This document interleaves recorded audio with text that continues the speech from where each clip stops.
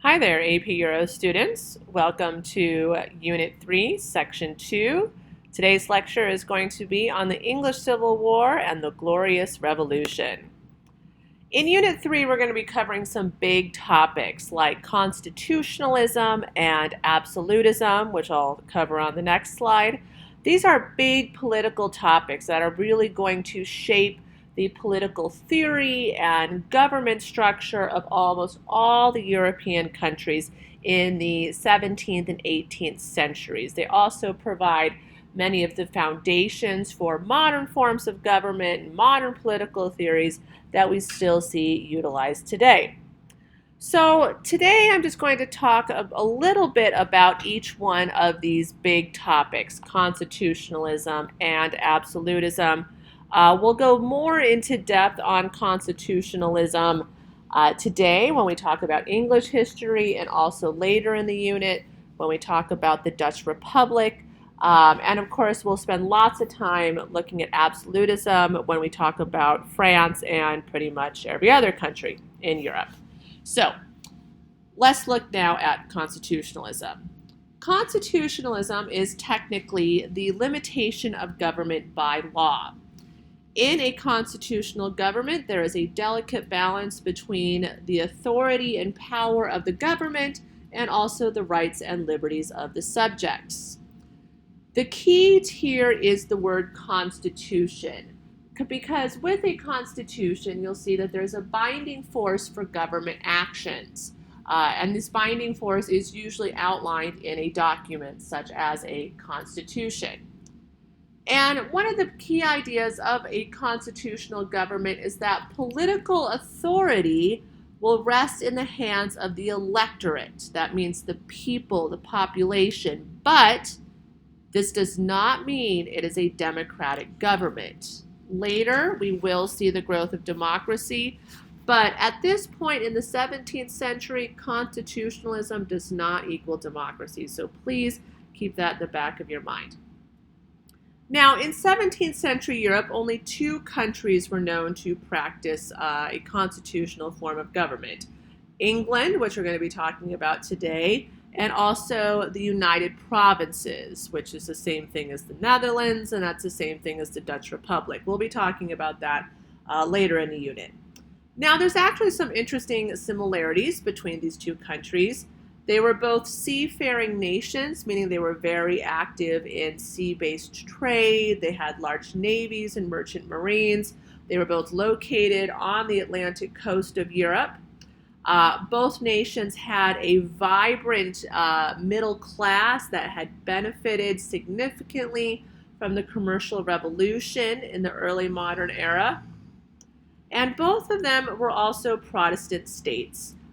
England was Anglican, as you may remember from the English Reformation, and the Netherlands became very Calvinist. And so we will see that Protestantism also influences their culture, their identity, and also much of their political struggle and religious struggle.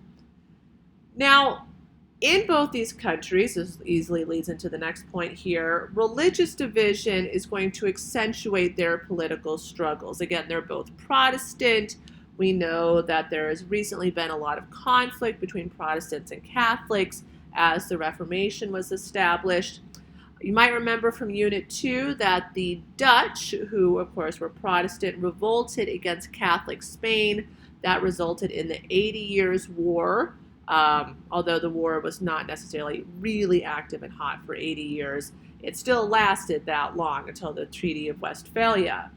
And then today we're going to look more at the conflict in England, which yes, we talked about a little bit in Unit 2, but we're going to do a more thorough recap of that today. That's the English Civil War, which also, while political, did have religious undertones and did have a religious dispute between the Calvinists and the Anglicans in England. More on that later. Let's move on to our other big topic. Again, I'm just touching on this today a little bit. We're going to learn a lot more about absolutism later in the unit. So absolutism refers to this idea of absolute power in a monarchy. So that's where we get the term absolute monarchies. And so When you think about that term absolute power, you might imagine very centralized, consolidated power in the monarch. And you might remember the progression of monarchies in early modern Europe. We began first with feudal monarchies, which were very, very decentralized. And then that eventually gave way to new monarchies, which were a little bit more centralized as monarchs worked to consolidate their power, often at the expense of the nobility. And then eventually, by the 17th century, we start to see absolute monarchies, which is the most highly centralized type of monarchy that will exist in Europe. You can think of them as similar to some of the dictatorships we'll see in the 20th century, but the dictatorships, frankly, were much more advanced due to their technology.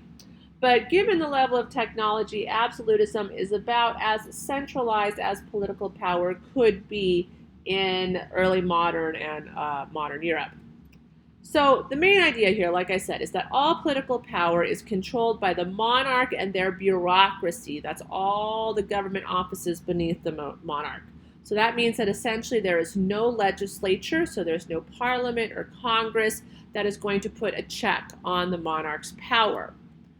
Also, the traditional feudal power of the nobility has been almost entirely curtailed by this point. So the nobles have really, really lost a lot of that traditional power that they had in the Middle Ages. At this point, they are only able to achieve power by working for or by serving the monarch. Therefore, in an absolute monarchy, we're going to see expanded government, increased taxation, a stronger military, religious orthodoxy, and this is generally supported by a large bureaucracy. So a large bureaucracy is a major component of an absolute monarchy because this allows for increased government presence. It also allows for more efficient tax collection. That tax collection was necessary to fund this bigger government, to fund the military. Absolute monarchies will see frequent wars, large standing armies, and these armies now are loyal to the state. They are loyal to the monarch. They're not loyal to individual nobles like they were in the Middle Ages. And some absolute monarchs actually consolidated their rule by imposing religious orthodoxy. We'll see some examples of this in France in particular. This isn't across the board, but some monarchs did use religion as a means of consolidation, kind of like those early new monarchs, Ferdinand and Isabella. Anyway, let's move on to the main event now, which is the English Civil War. So at the beginning of every unit, we always like to pause and establish some context, and so this first section of the lecture is going to be about the context for the English Civil War. And at the beginning of each of these sections, section 1, 2, and 3 for this lecture, we're going to take a moment to talk about objective, key concepts, and major themes that you can expect to see. So let's start now with our first objective. These objectives all come from the College Board curriculum design, by the way. So our objective for this section is to explain the context in which different forms of political power developed from 1648 to 1815. Now, obviously, we're only looking at a small example, which is England in the 17th century, but still that fits within this objective. A couple of the key concepts that are applicable in this section: the idea that European society and the experiences of everyday life were increasingly shaped by commercial and agricultural capitalism, notwithstanding the continued existence of medieval social and economic structures. So there we see some examples of continuity and also change. The next one, economic change produced new social patterns while traditions of hierarchy and status continued. Again, looking at those ideas of change and continuity. And the last one, the growth of commerce produced a new economic elite, which related to traditional landholding elites in different ways in Europe's various geographic regions. So overall, in this section, we're going to be seeing a lot of examples of economic and commercial development, so that theme of economic and also our social theme of organization and development. So social and economic are the major themes of this unit. So, looking more specifically at the context of English society in the 17th century. One of the most important contributing factors to English society is the growth of capitalism. Capitalism, which we learned about a little bit in the context of the commercial revolution, now plays a major role in the high degree of social mobility that we're able to see in England in the 17th century. The commercial revolution significantly increased the size of the English middle class, and actually the size of the middle class in England became proportionately larger than any other country in Europe, with the exception of the Netherlands. So see, there's another similarity between England and the Netherlands, that large middle class.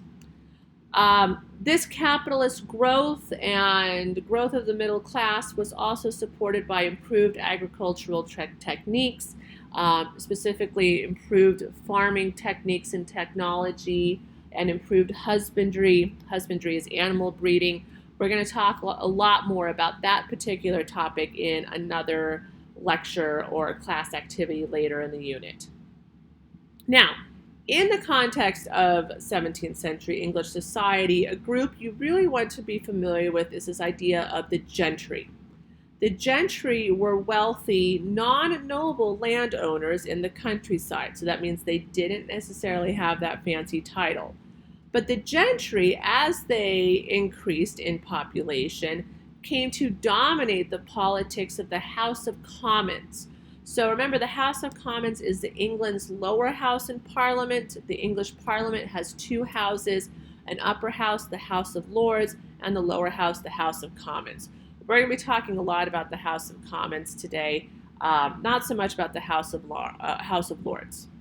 Now, the gentry, many of the gentry had been commercially successful and had moved up from the middle class into the upper class. Again, this is defined by land ownership and wealth.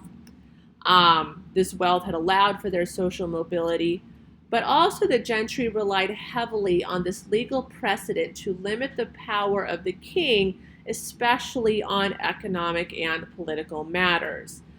So this is a really important tradition in England. We see going back all the way to the establishment of the Magna Carta in the 13th century, and this is going to be one of the key issues throughout the conflict in England in the 17th century.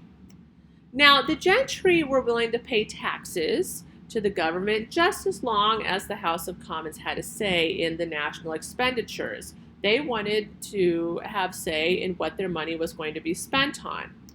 Now, unlike France, there was no stigma to paying taxes in England. The tax burden in England was a lot more equitable, and so the peasantry was not as heavily exploited in England as it was in France. So in France, there's this really dramatic inequality when it comes to taxation. That's going to be one of the big contributing factors to their revolution in the next century. But England doesn't have that same stigma. So most times the gentry and the nobility, they don't have an issue with paying taxes, but they want a say in how that money is going to be spent. And that has a lot to do with the fact that England does have this more representational government with Parliament. But regardless, taxation issues will lead to conflict between Parliament and the monarchy in this century. Now, another important element for English society, this context, is this idea of religious pluralism. So in this context, pluralism means that there's multiple religions in England. Now we know that England became a Protestant state when Henry VIII initiated his Reformation in the 16th century by establishing the Anglican Church. However, by the time we got to the 17th century, Calvinism is really gaining a lot of ground in England and is beginning to challenge that Anglican dominance. And of these sort of Calvinist groups and Calvinist ideas coming into England, one of the most prominent group were the Puritans. The Puritans were really the most reform-minded of all the Calvinists. And their name comes from their desire to purify the Church of England by removing many of its Catholic elements. Remember, Anglicanism, or the Church of England, was what I nicknamed Diet Catholicism because it has a lot of the sort of pomp and circumstance and traditions and structure of the Catholic Church. And that's going to be an issue in the religious conflict behind the English Civil War. And we'll also see that the monarchs of the 17th century, the Stuart monarchs, especially James I and his son Charles I, are going to be really sympathetic to Catholicism, and that's going to sort of fuel the fire here with the Puritans. Now, also, with the growth of Calvinism, that idea of the Protestant work ethic profoundly impacted members of the middle class and the gentry. This is something we see in the Netherlands as well. But the Protestant work ethic is one of the contributing factors to England's economic success. And this is also one of the reasons the Puritans, who will also make up large amounts of the gentry, are so invested in the economic matters of England. So we're going to add in a few more key concepts here as we expand the scope of our context. Key concept 2.1, where different models of political sovereignty affected the relationship among states and between states and individuals. Key concept 2.1.1, in much of Europe, absolute monarchy was established over the course of the 17th and 18th centuries. And the last key concept 2.1.1.a, absolute monarchies limited the nobility's participation in governance, but preserved the aristocracy's social position and legal privileges. So these are just key concepts that are relevant to the context we're about to discuss. But this, as you can see, this is also sort of changing our focus in terms of themes. Now we're looking at political states and other institutions of power. So the political theme is going to become a major topic. We're also going to be looking at national and European identity. That's sort of our secondary theme here. It's not as important as the political one. And the social theme will continue to be present in our discussion here today. So let's expand a little bit our scope of context. First of all, we're going to talk about the new dynasty in England, and that is the Stuart dynasty and some of the problems that they faced in the 17th century. So you may remember that Elizabeth I, the last of the Tudor dynasty, died in 1603 without an immediate heir. And so the English monarchy is going to pass to the Stuart dynasty, which was a cousin of Elizabeth I. We'll get more into that family connection here in a moment. But the Stuart dynasty will rule England for most of the 17th century. And one of the things the Stuarts are known for is their flirtation with absolutism, as I like to say. Some of the Stuart kings exhibited absolutist tendencies because that was really the political trend in Europe at the time, but they were restrained by the growth of Parliament and the Puritan gentry that came to dominate Parliament. So let's look at these, the four most important Stuart kings. Sometimes this is called a Stuart sandwich because you can see that they sort of bookend each other. So first we have James I. He was the first of the Stuart kings. He did have some significant struggles with Parliament, which we'll get into later. Then there's Charles I. He's the one who really gets into trouble with Parliament and is beheaded during the English Civil War. After Charles I, there is a period we call the interregnum, where there's actually about 11 years with no monarchy. We'll talk about that later in the lecture as well. And then we have Charles II, who represents the English restoration of the monarchy. And then we'll end with James II, the last significant Stuart monarch, and he will have to abdicate in favor of the Glorious Revolution. Again, we'll talk about all of these guys in more detail later in the lecture. Now, There are two major issues facing England prior to the Civil War, a political issue and a religious issue. So the big question here, as we are looking at England in the 17th century, is could the king govern without the consent of Parliament or go against the wishes of Parliament? So that's the political issue. Who has more power here? Is it the king or is it Parliament?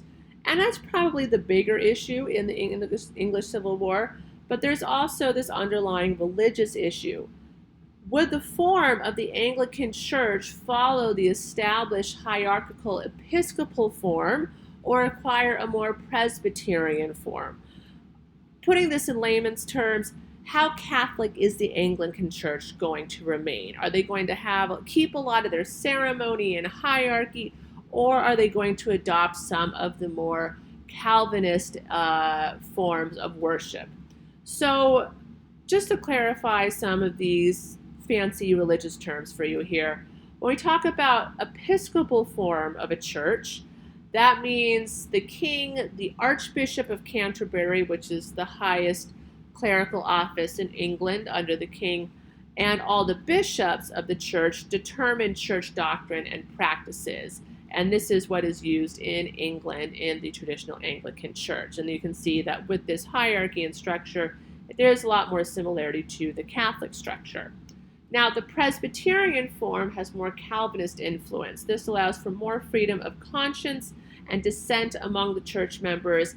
It doesn't have that same type of hierarchy. This is what is used in Scotland, hence the term the Presbyterian Church in Scotland. And so this is more like other forms of Reformed Protestantism, like Calvinism. This is what the Puritans favor in religious reform in England. Okay, so now we are on the road to Civil War, and let's talk about James and Charles and how they contribute to England's Civil War. So James I, like I said, was the first of the Stuart monarchs. He inherited the throne from his cousin Elizabeth I. So like I said, when Elizabeth died in 1603, she did not have a direct heir. She was the Virgin Queen. So she didn't have any children to inherit the throne from her. The closest relative would be James I. At the time, he was known as James VI. He was the King of Scotland because up until this point, the throne of England and Scotland were separate. He was actually the son of Elizabeth's cousin and rival, Mary, Queen of Scots. And since he was the closest family relative, England got a Scottish king. So remember that. He is Scottish by nature, his culture, identity, and the Scottish were seen as a little more rough and, I don't want to say barbaric, but just not as refined and posh as the English. So he didn't really fit in that well with the English court. Also, James believed in the divine right of kings. So this concept of divine right, we began to see it with the new monarchs, and we will definitely see it with absolute monarchs. But it's this idea that God has granted the monarch permission to rule. This is what makes the monarch special, that God has given them permission. They have chosen this monarch over everyone else in the land to be the sovereign of the country and to lead the country. So James supported this idea of divine right. He believed that God had chosen him, this sort of surly Scotsman, to come be the token king of England. He was also a firm believer in absolutism. And like I said, absolutism was becoming a more popular form of government on the continent, especially in France. And so James and his son Charles are going to be very attracted to the idea of an absolute monarchy. James had his own issues with Parliament. He twice dissolved Parliament, and dissolving Parliament basically means he dismisses them. And this occurred over issues of taxation and also parliamentary demands for free speech. James did not necessarily have the easiest go of it. after Elizabeth. Now, Elizabeth had been a really competent and skilled monarch, but she definitely left behind a large debt. Also, England had been involved in a series of wars in the late 16th and then throughout the 17th century, such as the conflicts with Spain and also at times the 30 Years' War. And of course, war is expensive and costly and requires lots of funding. And so James frequently would have to go to Parliament to ask them to raise taxes, and Parliament didn't like to do that. Also, James unwisely flaunted his wealth, and not to mention some of his male lovers, in fact. And in doing so, he really damaged the prestige of the monarchy. Like I said, he was this surly Scotsman with some unconventional behavior and some indulgences that were not necessarily appreciated by the traditional English court, and especially not by those reform-minded Puritans. Anyways, James overall is just somewhat flirtatious with Catholicism, flirtatious with absolutism, flirtatious with other men apparently, but he is not going to cause the big issues. That is going to be left to his son, Charles I. All right, so like I said, Charles I was the son of James I. Like James, he claimed this idea of divine right, a key theory of absolute monarchy for himself, and he really wanted to rule England without Parliament. He preferred the absolute form of monarchy like they had in France. He also wanted to control the Church of England more. Like his father, he's going to have this sort of flirtation and fascination with absolutism and Catholicism, but even more so. So, like James, taxes are going to be the issue that is going to cause conflict between Charles I and Parliament. So anytime, because of English government and structure and tradition, if the king wanted to raise taxes, they had to get permission from Parliament. This has been a tradition for many centuries in England, basically ever since the Magna Carta and the formation of Parliament. So Charles needed money for wars, wars with Spain, wars with Scotland, wars with Ireland. There's just lots of war going on in the 17th century. That's almost a constant. So he needed money to fight wars. And one of the ways he tried to save money was by quartering, that means sort of housing soldiers in English homes during wartime. And as you can imagine, this is a really, really unpopular practice. Some English nobles were even arrested for refusing to lend money to the government. And with all of this, with Charles' sort of demands and tactics for more money to fight these wars, by 1628, only 3 years into his reign as the King of England, both houses of Parliament were firmly opposed to him and really giving him any money or any power. So this is where the power struggle really begins. Parliament is going to issue something called the Petition of Right. So they're getting sick of Charles' indulgent behavior, and he's always asking for money, and he's not behaving responsibly. So this is a power play by Parliament against the king, the Petition of Right. Essentially, Parliament attempted to encourage the king to grant basic legal rights in return for granting tax increases. So they're going to say, all right, you want money? This is what we want in return. It's sort of a quid pro quo. So the provisions of the Petition of Right included this idea that only Parliament had the right to levy taxes, gifts, loans, or contributions. So essentially, that Parliament controlled the purse strings to the government. Also, in regards to this idea of basic legal rights, Parliament wanted to guarantee that no one would be imprisoned or detained without the due process of law. They wanted to establish that everyone had the right to habeas corpus. This is basically everyone has the right to a trial. They really wanted to get rid of the quartering of soldiers in the homes of private citizens. This, like I said, was a really unpopular practice.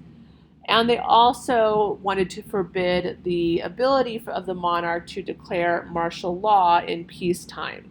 So martial law is basically when the government establishes really strict rules like curfews and often has rationing.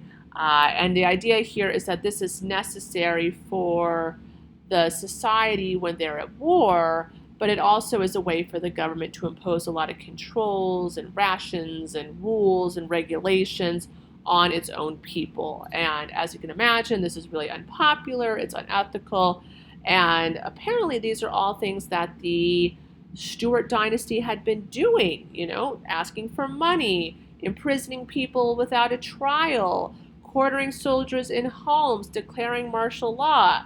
So you can start to see how they are becoming really unpopular monarchs in the 17th century. Now, Charles did not appreciate this power play by Parliament. He's the king, after all. Who does Parliament can't tell him what to do. So in response to Parliament's petition of right, Charles is going to dissolve Parliament the next year in 1629. Up until this point, Parliament had continued to refuse any increased taxation without its consent. It also demanded that any movement in the government towards Catholicism be treated as treason. Now, I'm not sure if this has been made clear yet, but Parliament is mostly composed of Puritans and gentry, Puritan gentry. So we're starting to see not only this political struggle between the king and Parliament in terms of who has more power, but also we're going to start to see the emergence of this religious struggle as well, as Parliament is controlled increasingly by the Puritans, who are also part of the gentry, and Charles is increasingly friendly and sympathetic towards Catholicism. Anyway, back to the script. Charles is now going to rule without Parliament for 11 years. He's basically an absolute monarch during this time. This is a period sometimes called a thorough, but I wouldn't worry too much about that term. Now, how is he going to rule without Parliament, especially if Parliament is required to raise taxes? So he raises money using medieval forms of forced taxation, which were really unpopular and had not really been used recently in England. He also raised money using something called ship money. Ship money was also a really unpopular practice, where all counties in England were now required to pay to outfit ships, so pay to support the merchant marine and the navy, where before only coastal communities had paid for this, because the coastal communities had more direct engagement with the merchant marine and the navy. But even with beyond this, it was the religious persecution of Puritans that became the biggest reason for the English Civil War. So just to be clear, Charles has dismissed Parliament for 11 years. He rules as an absolute monarch. He clearly is still doing things like imprisoning people without a trial and quartering soldiers in homes and raising taxes illegally, and he's starting to persecute the Puritans and make life more difficult for them. So again, we're starting to see how he is becoming really, really unpopular. Okay, after a while, Charles has no choice but to reconvene Parliament. And why? Because he needs money. He needs money. So, there's two periods here of when the Parliament is reconvened, the short Parliament and the long Parliament. The short Parliament is reconvened because Charles needed money to crush a rebellion in Scotland. Why was there a rebellion in Scotland? Well, because Charles attempted to impose the English Book of Common Prayer, which is an Anglican text, on the Scottish Presbyterian Church. Now, this was part of a series of what are called the Laudian reforms that were implemented across England and Scotland by the Archbishop of Canterbury, William Laud.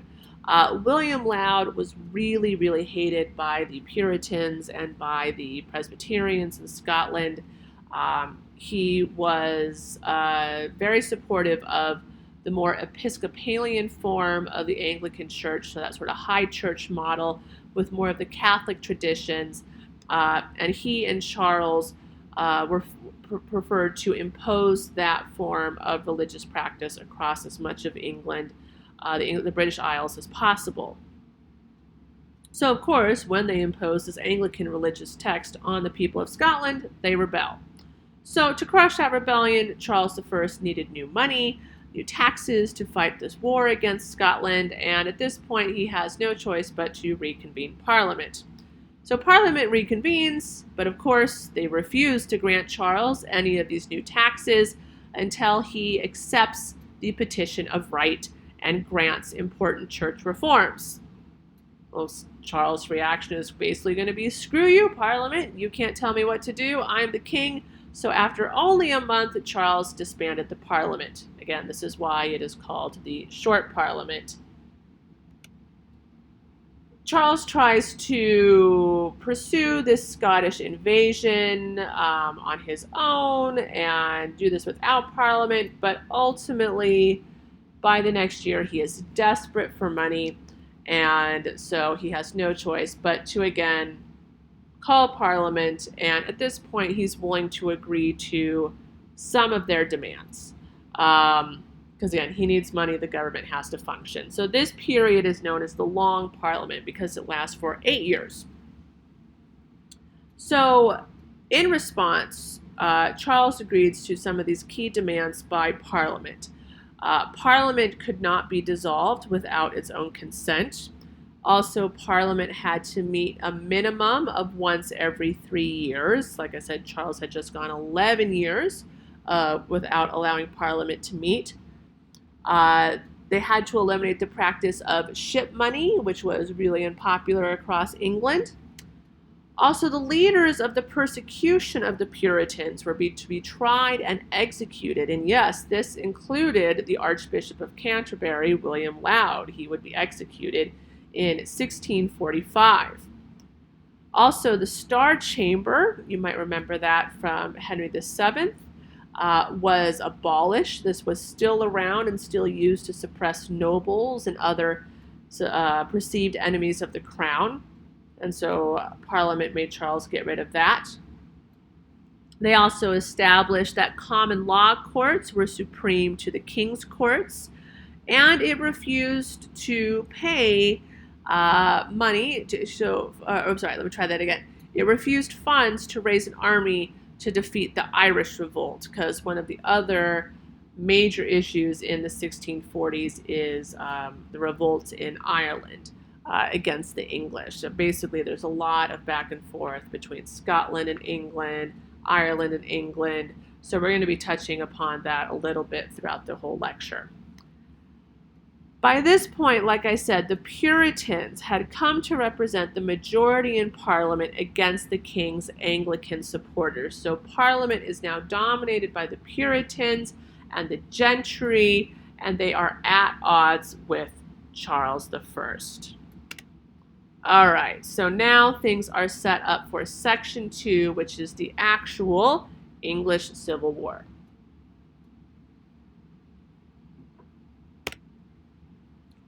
Starting a new section, we're going to look at a new objective here, where we are going to need to be able to explain the causes and consequences of the English Civil War. This is a big topic, and so we're going to focus on the idea of causation, causes and consequences of the English Civil War. In terms of our key concepts, there's just one we're going to be looking at right now, key concept 1.5.3.A. The English Civil War, a conflict among the monarchy, parliament, and other elites over their respective roles in the political structure, exemplified this competition. And the major themes we're going to be looking at, we're still going to have a lot of political topics here, and this, of course, will also play into that theme of identity. Okay, so the English Civil War lasted for about 9 years. And the immediate cause of the war was, again, Charles needed money from Parliament. So, like I said, in the 1640s, Ireland and England were at odds. There were a lot of rebellions in Ireland, which was technically a possession of England. And so, with the most recent Irish rebellion, Charles needed money to raise an army to go crush that rebellion, and Parliament finally put their foot down. And they were like, nope, Charles, we're not giving you any money. This isn't happening. So Charles, in response, tries to arrest many of the Puritan members of Parliament. These are called MPs by short. But a crowd of over 4,000 came to Parliament's defense. This actually was like a really dramatic and crazy happening of Charles trying to trick people and get them arrested, and the people were being tipped off. And while it's fascinating, we don't have time to go into it. So just know that basically, once again, it was this issue of taxation that led to the war. Charles tried to have members of Parliament arrested. This did not work out. And so in March of 1642, Charles fled London, declared war against his opponents in Parliament, and civil war began. So you might remember from Unit 2 that there were two sides to the Civil War, the Cavaliers and the Roundheads. These were their nicknames, so to speak. So the Cavaliers, we're going to talk about them first, they supported the king and the monarchy. They were made up of clergy and supporters of the Anglican Church. Also a majority of the old gentry, which was really more of that traditional medieval nobility. They also tended to be supported more by the north and western portions of England. And eventually, the Irish Catholics would also support the Cavaliers. Now, you may be wondering why that is, because weren't the Irish just revolting against Charles like a few seconds ago? But ultimately, Irish Catholics would come to fear Puritanism more than Anglicanism. And when you see what Cromwell does to Ireland later in this lecture, you'll understand why they would side with the Cavaliers. Now, the other side were the Roundheads. This represented Parliament. All right. So the Parliaments, the Calvinists, they were part of the Roundheads. So this consisted largely of Puritans and Presbyterians, again, traditional forms of Calvinism in England. The Roundheads at this point were allied with Scotland, which had a Presbyterian church, and Scotland was willing to ally with the Roundheads, with Parliament, in return for this guarantee that Presbyterianism would be imposed on England after the war. It's getting kind of ugly there. Also, the Roundheads were supported by London, the capital, because at this point there were actually more Presbyterians and Puritans and Calvinists in London than there were Anglicans. Many businessmen, members of the gentry, the middle class also supported the Roundheads.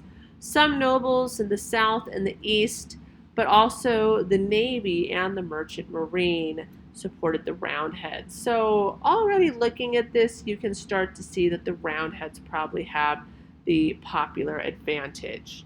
Now, one of the most important figures in the English Civil War that we haven't talked about yet is this guy right here, Oliver Cromwell. Now, Oliver Cromwell is not a popular figure in English history. A lot of people blame him for the war. He also is going to implement the interregnum, which we'll talk about here in a little bit. But he was definitely a really cunning and skilled politician. He was a fiercely Puritan independent and military leader of the Roundheads, and eventually he came to lead the Puritan Parliamentary Army, which was called the New Model Army. He led them to victory in 1649. So basically, Cromwell comes in. He's military, I don't want to say genius, but he's really competent when it comes to military matters. And he whips the Parliamentary Army into shape with training and tactics and technology. And that's what allows the Roundheads to eventually defeat Charles and the Cavaliers. Now, by 1646, things were already not going well for Charles. He actually surrendered himself to the Scots, which you might remember were initially with the Roundheads, and he convinced the Scots to not only support him, but also help him invade England and restore him to the throne.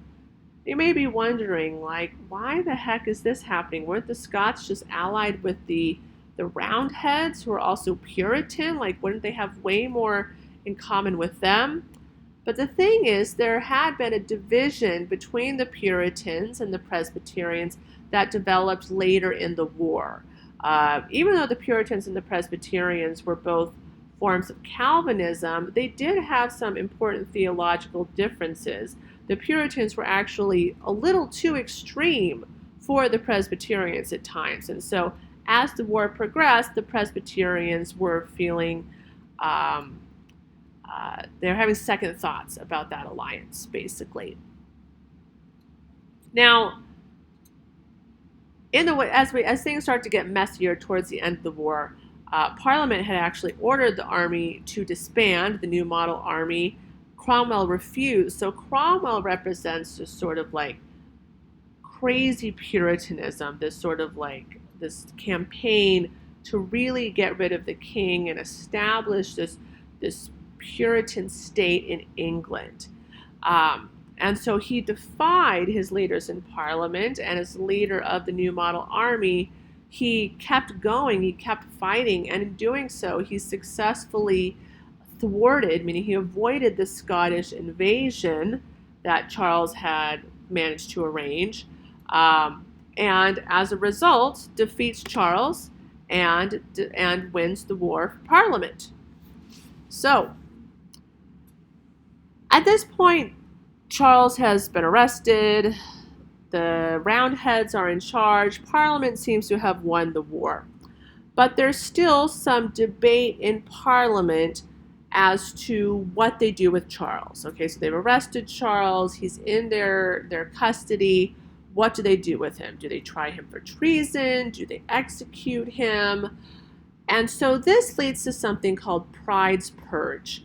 Pride's Purge is a point when parts of the New Model Army, supposedly without Cromwell's knowledge, removed all the non-Puritans, and the Presbyterians from Parliament, leaving only a rump Parliament, which was like a fifth of the original members. So basically, because there was dissent in Parliament and there wasn't 100% agreement on what to do with Charles, the sort of extreme Puritan faction got rid of everyone else and creates this really small rump parliament, like this partial parliament, but it's only composed of the extremists, these Puritan extremists, and they're going to try Charles for treason, and of course they're going to convict him. So in 1649, Charles I becomes the first king in European history to be executed by his own subjects, and this effectively ended the English Civil War. Now, the Civil War had been a really chaotic period for English history, and it was really a time of anarchy, as described by some historians, because again, we have the government fighting itself, the king against Parliament. So this opened the door for some new groups and ideas, and like I said, some of that chaos and anarchy. And so some textbooks mention these new groups that emerged during the Civil War, and so I thought I'd mention them here. And a lot of these are groups that sort of emerged from the growing Puritan Presbyterian population. We will see that even within the growing Calvinist population, there's degrees of extremism. Obviously, Cromwell represented one part of the extreme, but then there's also going to be new ideas and new interpretations of Calvinism in England. So, for example, we have the Levelers. The Levelers were radical religious revolutionaries who wanted to see dramatic social and political reforms. They wanted to implement a more egalitarian society, meaning a more equal society. There was also a group called the Diggers that denied Parliament's authority and rejected private ownership of land. They were definitely a minority because the English tend to cherish this idea of private ownership and capitalism. That was really central to their identity. So the Diggers were seen kind of as an extreme small minority. But perhaps the most notable group that emerged during this period were the Quakers. The Quakers are still around today. They're a religious minority, but they were probably the most successful of any of these groups to emerge from the English Civil War. So the Quakers believed in this idea of an inner light, a divine spark that existed in each person. They were known for their pacifism, for their equality. Also, they would be leaders in the abolition movement when that emerges in the next century. They rejected church authority, any type of church authority. They didn't have any type of clergy, which we usually see at least some ministers or pastors in other forms of Protestantism, but they didn't have any type of that hierarchy. And one of the most radical things about Quakers is that they allowed women to play a role in preaching in their services. And at the time, that was crazy talk. And so they were definitely a minority. And they are also one of the religious groups that will migrate over to the New World in the 17th and 18th century for more religious freedom. All right, so the war is over, the king is dead, now what happens? Cromwell, who has become essentially the leader of Parliament, the leader of the Puritans, and therefore the leader of England, establishes a period in history known as the Interregnum. You can think of the Interregnum as the interruption because it's an interruption in the royal history of England, one of the few times in all of English history there is not a monarchy. Now, the interregnum is generally divided into two periods. It lasts for about 11 years. The first few years are known as the Commonwealth, and then the second half of it is called the Protectorate. I'll talk about the Protectorate on the next slide. But initially, the interregnum began as a Commonwealth. This was a republic that abolished the monarchy and abolished the House of Lords. So basically, it was just the House of Commons and Cromwell as the political leader of the House of Commons. But in reality, what actually happened is that England became a military state with an army of over 44,000 people. Again, this was a product of the new model army, and England had one of the most powerful armies in all of Europe. Not that they could put it to much use, because since England had executed their king, they had become this social pariah in Europe, and no one wanted anything to do with them. Scottish Presbyterians, who also opposed Puritan rule, actually were not in favor of the interregnum. Scottish Presbyterians proclaimed Charles II as the new king, and Cromwell, once again, defeated a Scottish invasion. So as you can see, Scotland and England are always at odds throughout the 17th century. That's pretty much a constant.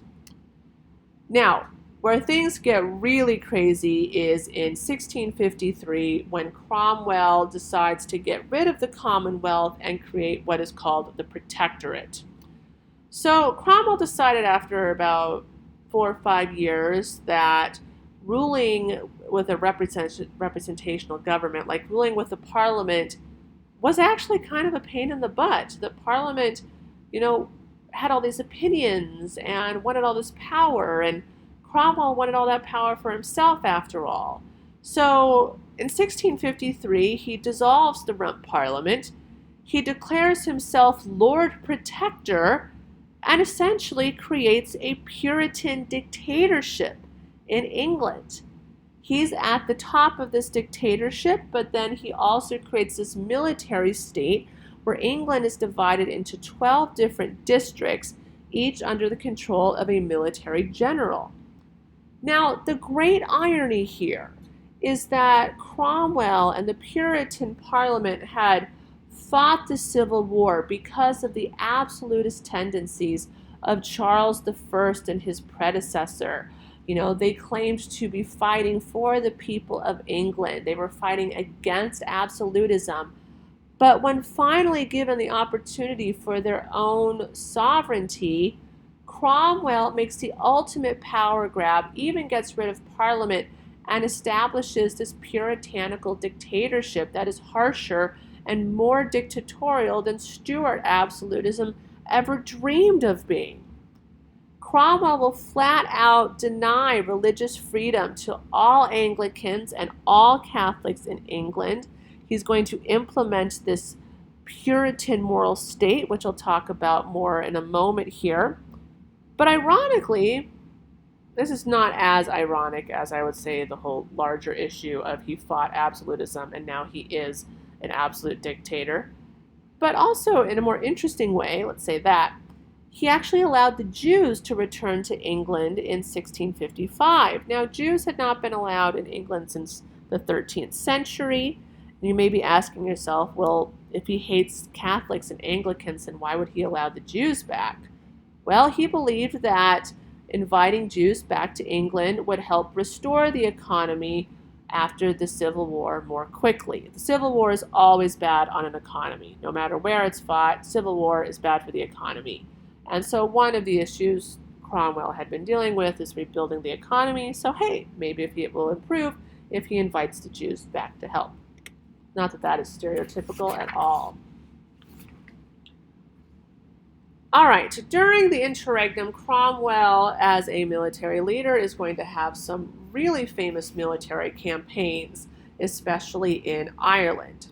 So when I traveled to Ireland in 2017, I learned that they still hated Cromwell. I mean, they absolutely despised Cromwell. Like, they curse his name, they spit on it whenever possible. Cromwell is like the ultimate villain in Ireland, and it's because of this military conquest and also the ensuing Act of Settlement.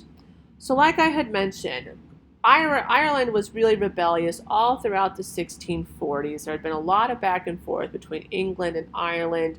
Ireland is predominantly Catholic. That's the other thing that you need to know, is that when England went Protestant, Ireland remained fiercely, staunchly Catholic. It became a key part of their identity. It still is a big part of their identity to be Irish Catholic. And so this also contributed to the conflict between the English and the Irish throughout that century, and now we're here at the 1640s and it's still going on. So in 1649, Cromwell invaded Ireland to crush this Irish uprising. And he brings his army over, and his treatment of the Irish people is considered to be so brutal that many historians think it qualifies as a war crime. I mean, you can see from this illustration here, there's English soldiers slaughtering mothers with their children. This is not that far from the truth. I mean, English soldiers were known for their barbarity and their brutality. They would set fire to churches with people inside. They just really desecrated sacred Catholic sites. They really, like I said, were brutal and awful in their treatment of the Irish people.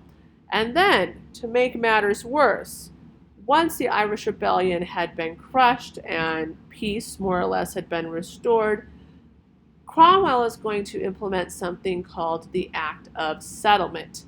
The Act of Settlement is when the land from 2/3 of the Catholic property owners is removed from them and given to Protestant English colonists. So Cromwell literally takes the land away from the Irish Catholics and gives it to the English Protestants. And so this ensures the dominance of English Protestant landlords for the next 300 years. And this, more than anything, is why the Irish will hate the English for the next several centuries. I mean, the Irish hate the English for this. I mean, even to this day, This is why Ireland is not part of the United Kingdom, except for Northern Ireland. But we'll talk about why that happens much, much later in the course. In addition to Ireland, Cromwell conquered Scotland because Scotland continued to be unruly and rebellious as well. All right, last little bit about the interregnum.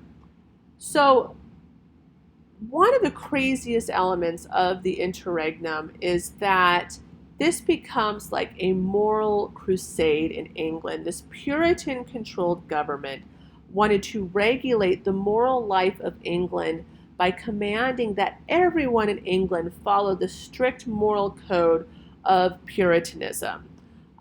Remember, this is the most extreme of the no-fun form of Protestantism.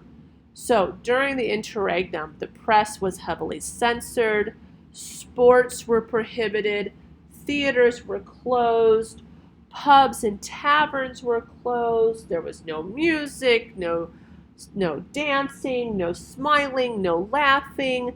There was no Christmas celebrations, no Christmas. So no fun, no happiness whatsoever. At least that's what it seemed like. So as you can imagine, this moral crusade really alienated many English people from Cromwell's military rule. This, more than anything, really burnt the people out on this sort of Puritan dictatorship. Now, Cromwell would die in 1648, and with him, really, the protectorate died as well. Initially, the plan was for his son Richard to succeed him, but Richard was, I guess, gratefully really ineffective as a leader. He was unable to control the army and the gentry, and also, like I said, after almost 10 years, the people were really tired of this puritanical absolutism. And so this would lead to the restoration of the Stuart monarchy under Charles II in 1660.